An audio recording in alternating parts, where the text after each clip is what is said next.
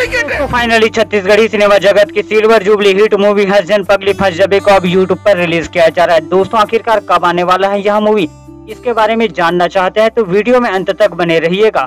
दोस्तों बता दें कि इस फिल्म को छत्तीसगढ़ी सिनेमा जगत के गोल्डन डायरेक्टर कहे जाने वाले सतीश जैन ने डायरेक्ट किया था। बता दें दोस्तों कि इस फिल्म को 14 जून 2019 को रिलीज किया गया था छत्तीसगढ़ी सिनेमा जगत में, और फिल्म ने रिलीज होते ही जबरदस्त माहौल बनाया। दोस्तों इस फिल्म के लगभग सभी गाने सुपर डुपर हिट गए। बता दें कि इस फिल्म का जबरदस्त जलवा देखने को मिला और दोस्तों थिएटर में बहुत ही ज्यादा भीड़ भी लगने लगा। दोस्तों इस फिल्म का माहौल बहुत ही जबरदस्त बना। वही बता दें कि इस फिल्म को छत्तीसगढ़ी के अलावा भोजपुरी भाषा में भी काफी ज्यादा पसंद किया गया, और दोस्तों इस फिल्म को भोजपुरी भाषा में सौदागर के नाम से बनाया गया था।